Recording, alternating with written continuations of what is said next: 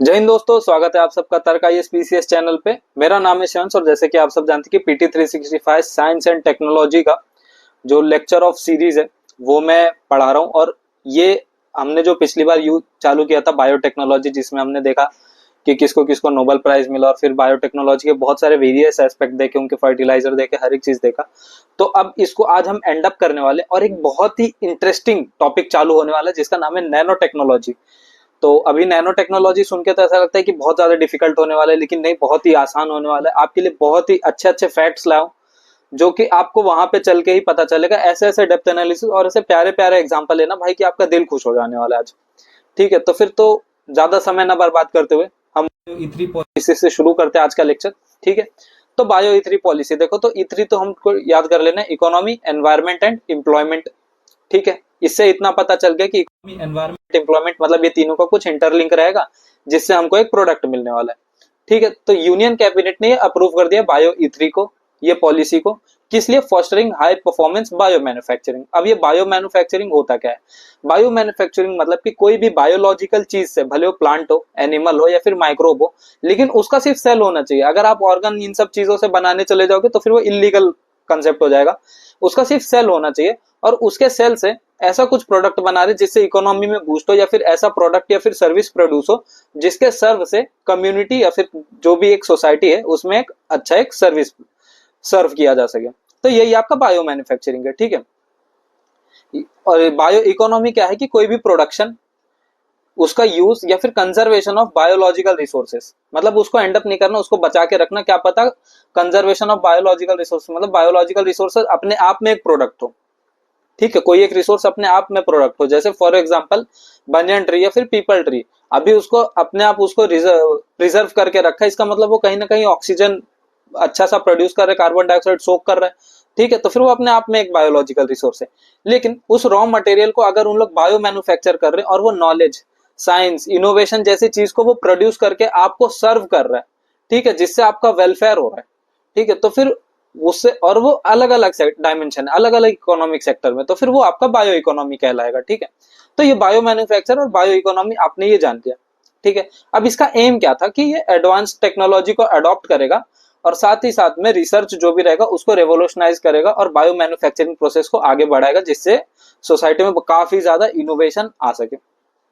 ठीक है, अब इसके फीचर क्या है? It include innovation driven support to research and development, entrepreneurship to 6 thematic sector. कौन कौन से हम आगे देखने वाले, लेकिन ये क्या रिसर्च एंड डेवलपमेंट को बूस्ट करता है। ठीक है, इनोवेटिव तरीके से।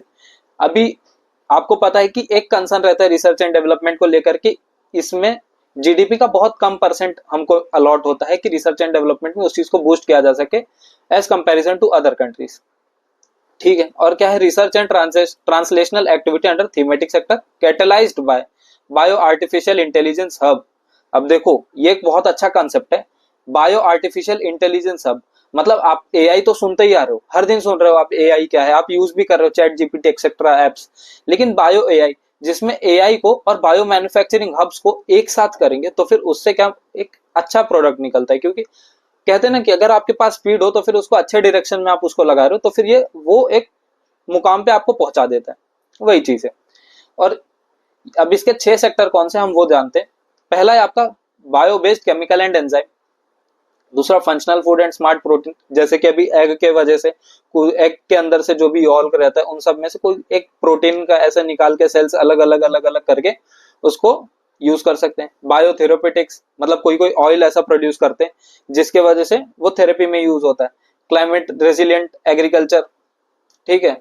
कार्बन कैप्चर एंड यूटिलाइजेशन, देखो कार्बन कैप्चर का कंसेप्ट मैंने बताया है अपने आपको एनवायरमेंट के पीटी 365 में। उसमें क्या होता है कि कार्बन आप एक जगह पे कैप्चर कर रहे हो, ठीक है, उसको या तो आप स्टोर करके रख रहे हो एक लंबे समय तक, तो फिर या तो वो जियोलॉजिकल प्रोसेस में काम आएगा, या तो उसका आप कुछ एक यूज बना रहे हो, यूजेज एक यूज कर ले रहे हो, ठीक है, एडवांसमेंट, तो ये हो जाएगा। और फिर आपका futuristic marine and space research, ये इसके बायो मैन्युफैक्चरिंग के इतने चीजें। अभी जैसे कि अगर कोई रॉकेट उड़ता है, फिर कोई जाता है ना, क्या बोलते हैं, हाँ रॉकेट ऐसा कुछ उड़ रहा है, या फिर मिसाइल, मिसाइल तो नहीं रॉकेट, लेकिन अभी जैसे रॉकेट उड़ता है तो फिर वो अपना शेल छोड़ता है। तो शेल क्या होता है कि वो पानी में गिर जा रहा है तो फिर मरीन में कहीं ना कहीं उसका मिसयूज ही हो रहा है, मतलब कि उधर के जो हार्मफुल इम्पैक्ट डाल रहा है अपने अगल बगल के जो भी लाइफ है, मरीन लाइफ, उसके ऊपर। तो फिर ये सब चीज को वो कंजर्व कर सकता है। अब बायोराइड देखो, बायोराइड भी एक बहुत अच्छा है न्यूज में।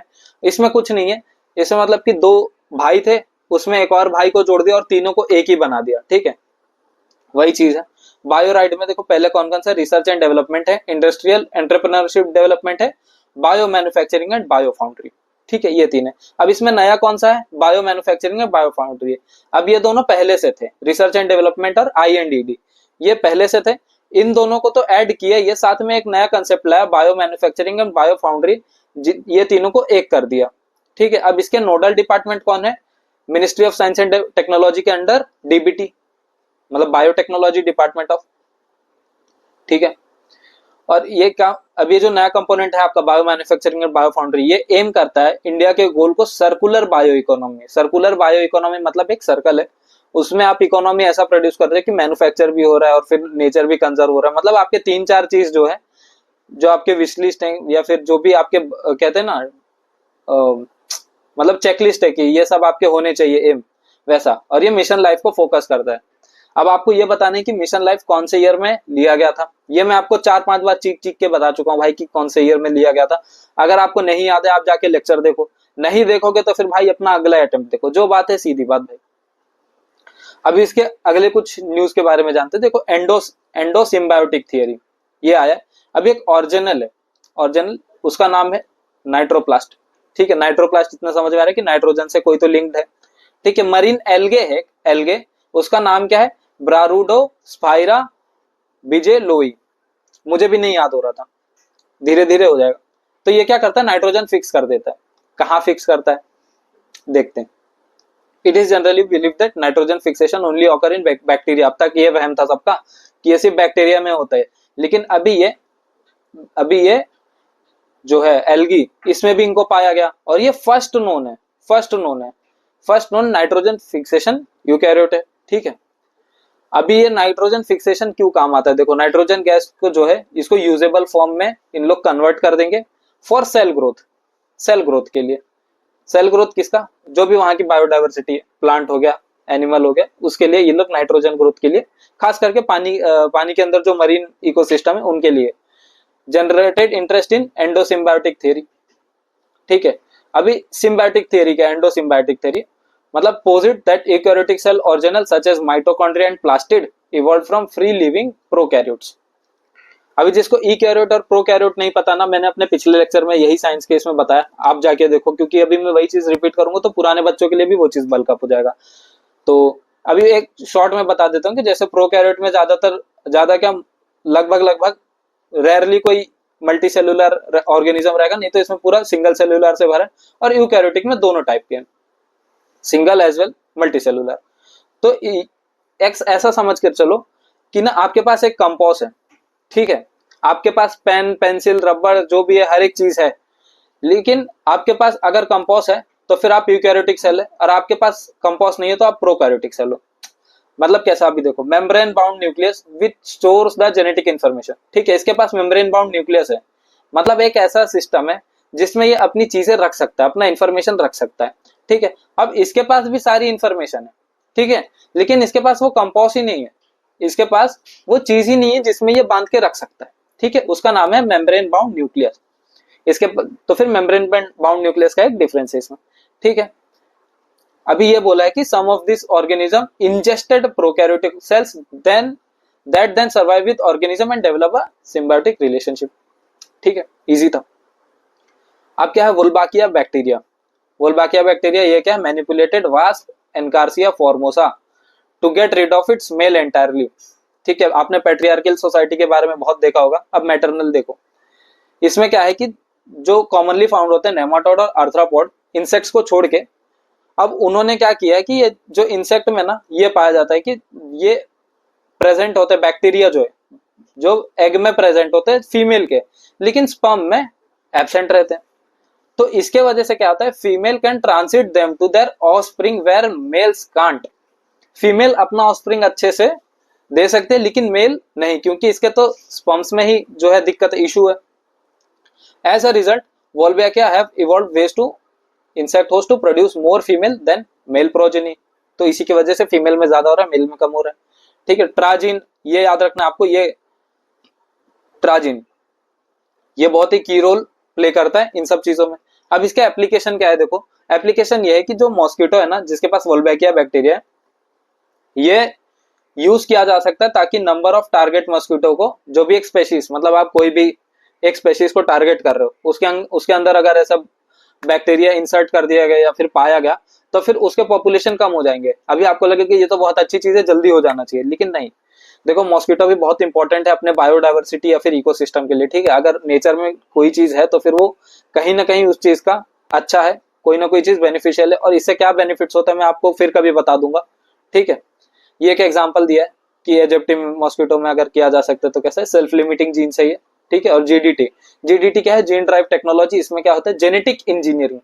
जेनेटिक इंजीनियरिंग और जेनेटिक मॉडिफिकेशन मैंने आपको बताया था। देखो मॉडिफिकेशन में क्या होता है कि आपके जीन के अंदर ही होगा, लेकिन जेनेटिक इंजीनियरिंग में क्या होगा कि फॉरेन डीएनए भी लिया जा सकता है और दो डीएनए के बीच में अमेंडमेंट किया जा सकता है, दो उसके बीच में एडिट कुछ भी किया जा सकता है, या तो ऐड करो या तो ऊपर नीचे कोई भी कर दो उसके जीन के एलिमेंट्स को। ठीक है, और मॉडिफाइड जीन्स जो हेरिडिटी के रूल नहीं फॉलो करते उन सब के लिए। ठीक, हैफ्लिक लिमिट, देखो लियोनार्ड हैफ्लिक ये अभी रिसेंटली गुजर गए, इन्होंने एक कंसेप्ट दिया था अपना हैफ्लिक लिमिट करके, तो फिर उसने ना एजिंग का कंसेप्ट चेंज कर दिया था। तो क्या है ये देखते हैं, ये refer to number of times a cell population can divide until attains a cell cycle arrest. बहुत घुमाव है, देखो क्या है कि सेल का पॉपुलेशन है वो डिवाइड होते जा रहा है, होते जा रहा है, होते जा रहा है, अंटिल एंड अनलेस सेल का वो एक सेल का साइकिल बंद नहीं हो जा रहा। ठीक है, इसमें यही है। अभी depend on length of chromosomal telomere, अभी ये क्या करता है कि ये decrease in standard cells with every cell division. ठीक है, अभी टेलोमियर मान के चलो एक टेप है जैसे आपके पास, आप उसको खींचते जा रहे हो। ठीक है, अभी टेप कैसे पहले एक छोटा सा ऐसे बंद रहता है, लेकिन आप उसको खोलते जाते तो उसके अंदर का जो एलिमेंट है वो अंदर से खत्म होते जा रहा है, बाहर भले बढ़ रहा है लेकिन अंदर से खत्म होते जा रहा है। तो फिर ठीक उसी तरह ये टेलोमियर भी है कि वो अपना धीरे धीरे क्रोमोसोम्स तो निकाल रहा है, ठीक है, लेकिन अंदर से तो कहीं ना कहीं वो डिक्रीज हो रहा है। वही चीज है telomere, region of repetitive DNA sequence at the end of chromosome. ठीक है, कोई क्रोमोसोम है उसके एंड पे जो हो रहा है, उसके एंड पे जो डीएनए सीक्वेंस है ना वही है। ठीक है, हैफ्लिक लिमिट जो ह्यूमन के लिए वो 125 ईयर्स है। तो फिर ये आपको याद कर लेना, टेलोमियर क्या होता है ये याद कर लेना। ठीक है, मैंने टेलोमियर का एक एग्जांपल दिया था आपको, लेकिन असल में टेलोमियर का ये एक डेफिनेशन है, region of repetitive DNA sequence at the end of chromosome, जो भी क्रोमोसोम का एंड रहता है और उसके जो डीएनए सीक्वेंस जो रिपीट हो रहे हैं ना, एक ही रिपीट हो रहा है, एक ही रिपीट हो रहा है, तो वही चीज है। अब हम लोग का सबसे इंटरेस्टिंग आ गया नैनो टेक्नोलॉजी। तो सबसे पहले तो ये याद रख लो कि 1 nanometre equal to 1 into 10⁻⁹ metre. देखो ये नहीं पूछा जाएगा, मुझे पता है, या फिर शायद ही पूछा जा सके, लेकिन मैं इसलिए बोल रहा हूँ कि आप जहां पैर रख रहे हो आपको पता तो होना चाहिए कि आप किस जगह पैर रख रहे हो या फिर आप कौन से जूते पहन के चल रहे हो। ठीक है, तो सबसे पहले ये है कि 1 nanometre equal to 1 into 10⁹ metre.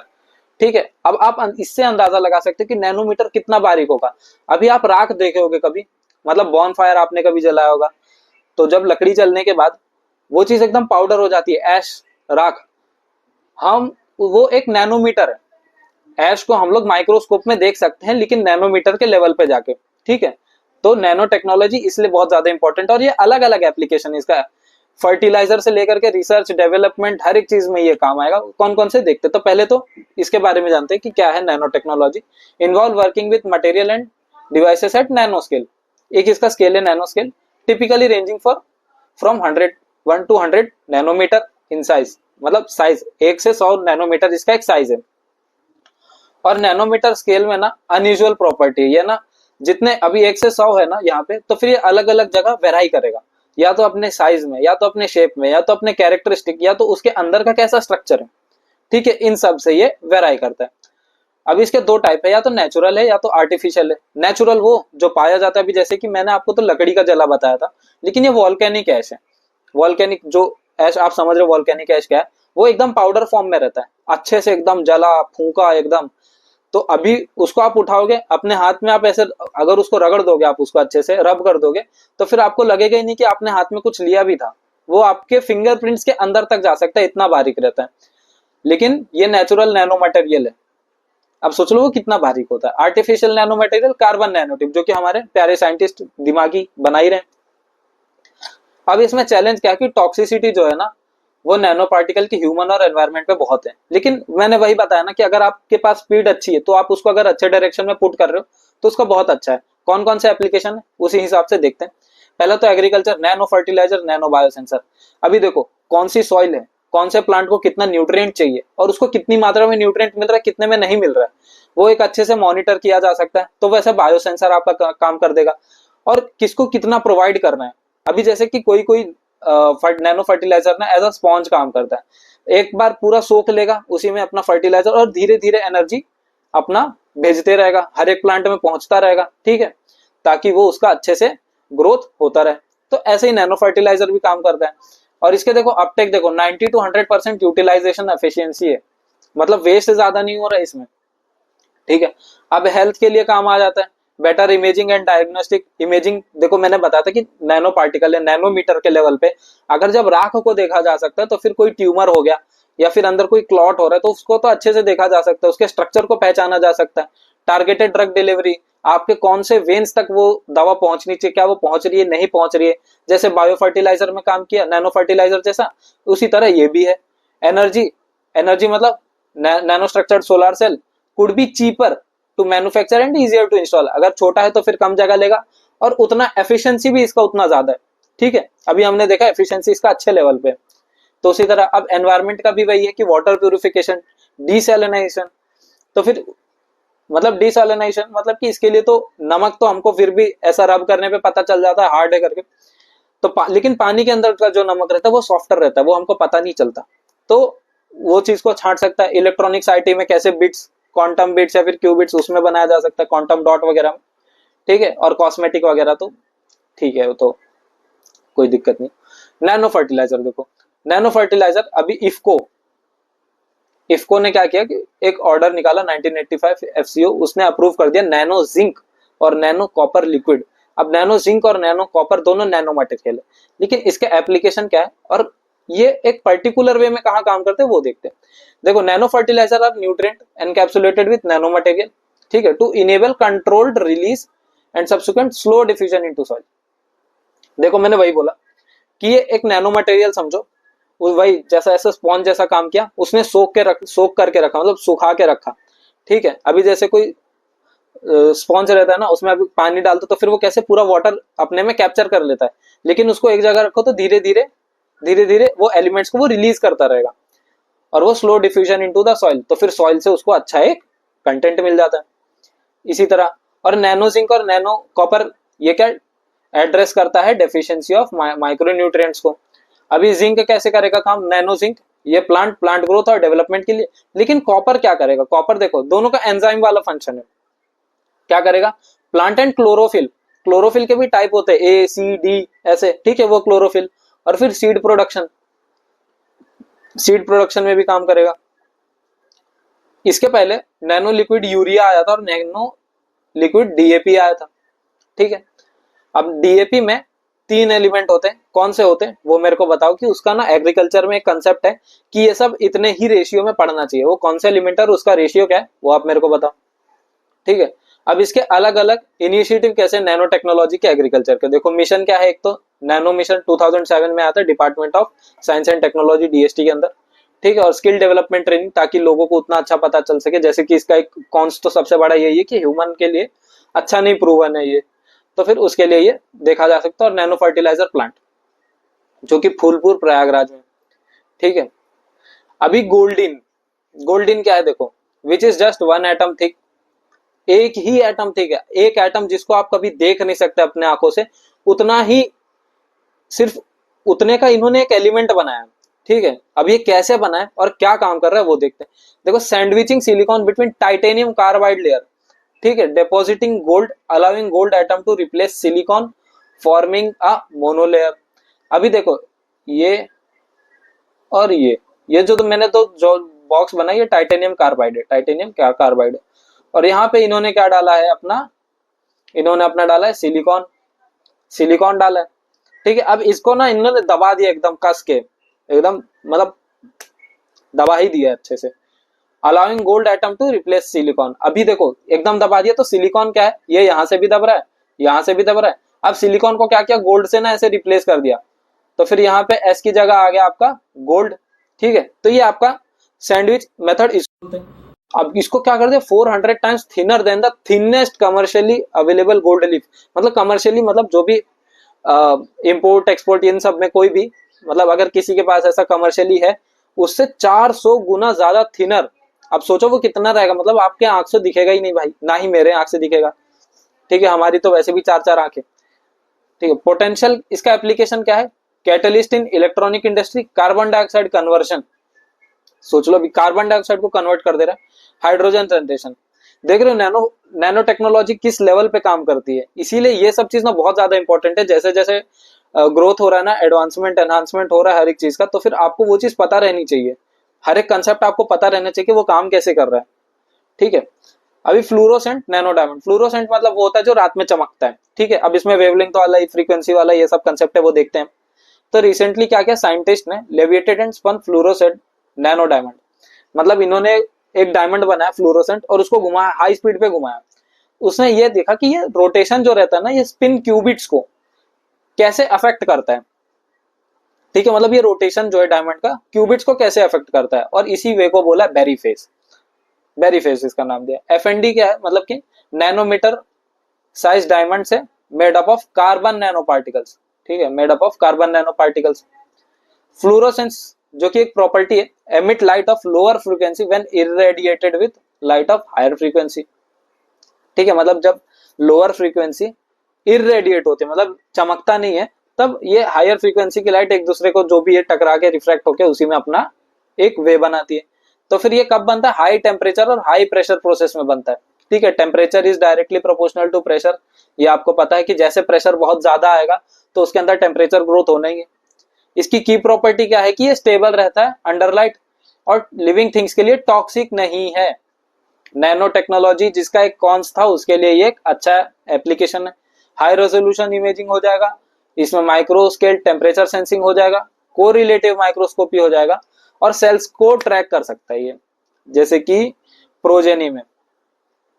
ठीक है, मैं प्रोजेनी मतलब track cells and progeny over long periods. ठीक है, कि वो कैसा काम कर रहा है, जो भी है उसका एक्शन रिएक्शन हर एक चीज। अब पीजो इलेक्ट्रिक पॉलीमर क्या है, researchers from the centre for nano and soft matter sciences, इन्होंने डेवलप किया सिक्योरिटी अलर्ट, जो कि piezo electric polymer nano composite पे। पॉलीमर मतलब एन नंबर ऑफ मोनोमर से ये बना जाता है। ठीक है, इसमें हाईएस्ट इलास्टिसिटी होती है। कोई भी पॉलीमर अगर आप ले रहे हो, जैसे कि प्लास्टिक जो पॉलीथीन है वो आपका एक पॉलीमर ही है, मतलब आप उसको बहुत एक लंबा स्ट्रेच कर सकते हो। ठीक है, ये उसकी एक बहुत बड़ी वो फीचर है। अब ये क्या करता है, ये can generate electric charges surface under pressure और स्ट्रेन। अभी मैंने बताया कि temperature is directly proportional to pressure, लेकिन ये यहाँ पे इलेक्ट्रिक चार्ज डेवलप कर रहा है। इलेक्ट्रिक चार्ज और टेम्परेचर बहुत अलग होता है। ठीक है, तो आपको ये चीज देखना है। अभी देखो ये अगर प्रेशर में है कोई चीज, तो फिर ये प्रेशर आप खुद से अप्लाई कर रहे हो, तो आप खुद से जब अप्लाई करते हो तो वो मैकेनिकल एनर्जी है। लेकिन अब इलेक्ट्रिक चार्ज डेवलप हो रहा है तो फिर ये इलेक्ट्रिकल एनर्जी बन जाएगा। ठीक है, तो मैकेनिकल एनर्जी को इलेक्ट्रिकल एनर्जी में ये ट्रांसफॉर्म करता है। अब एडवांटेज क्या है इसका कि flexibility, light weight and processability. Application इसके कहां कहां हो जाएंगे, sensor, wearable, medical implant, consumer electronics, ये इसके एप्लीकेशन हो जाएंगे। ठीक है, तो आज हमने अब तक नैनो टेक्नोलॉजी देखा, फिर वो जो बायोटेक्नोलॉजी के जो कंसेप्ट हमने वो खत्म किए। ठीक है, अगला हमारा होने वाला है एआई, आर्टिफिशियल इंटेलिजेंस। और मैं बता रहा हूँ आर्टिफिशियल इंटेलिजेंस बहुत ज्यादा इंपॉर्टेंट है, आपको भी पता है क्योंकि आए दिन ये न्यूज में रहता है, आए दिन न्यूज में रहता है। लेकिन इसको अंदर तक, डेप्थ तक कैसे जाना है वो मैं बताऊंगा आपको। ठीक है, आपको उतना हाथ पैर मारने की भी जरूरत नहीं पड़ेगी, बस आपको बैठ के इसको एंड तक सुनना पड़ेगा। ठीक है, ऑलरेडी इसके ऊपर नोट्स बन चुके हैं, हर एक चीज है अवेलेबल है। ठीक है, तो अब तक के लिए इतना ही दोस्तों। और आपको अगर लेक्चर अच्छा लगा तो इसको प्लीज लाइक कर देना और शेयर कर देना अपने दोस्तों के बीच में, ताकि उनका भी अच्छे से डेवलपमेंट हो सके। ठीक है, तो अगला लेक्चर हमारा आर्टिफिशियल इंटेलिजेंस को रहेगा, और हमारे टेलीग्राम चैनल पे, तर्क आईएएस पीसीएस चैनल पे अच्छे अच्छे एमसीक्यूज आ रहे, आप वो देख सकते हो। ठीक है, और विजय बैच जो हमने लॉन्च किया उस पर आप प्लीज जाके वीडियो देखिए, आपके बेनिफिट के लिए ही बोल रहा हूँ, क्योंकि उसमें ज्योग्राफी और इकोनॉमी जो मैं और आशीष सर रिस्पेक्टिवली हमने अभी चालू किया, और एक एक चीज जो प्रीलिम्स के लिए बहुत ज्यादा इंपॉर्टेंट है वो चीज हम इसमें बता रहे हैं आपको, अच्छे अच्छे डायग्राम के साथ हर एक चीज, उसमें आपको कोई दिक्कत की जरूरत नहीं पड़ेगी। और कोई भी दिक्कत हो तो आप बेझिझक कमेंट सेक्शन में करिए, विद इन 24 आवर्स आपकी इशू रिजॉल्व हो जाएगा। ठीक है, हर एक चीज एड्रेस किया जाएगा। और अभी भी आपको कोई डाउट है इस लेक्चर में या फिर कोई भी चीज आपके प्रिपरेशन को लेकर के, आप बेझिझक पूछिए, हर एक चीज को एड्रेस किया जाएगा।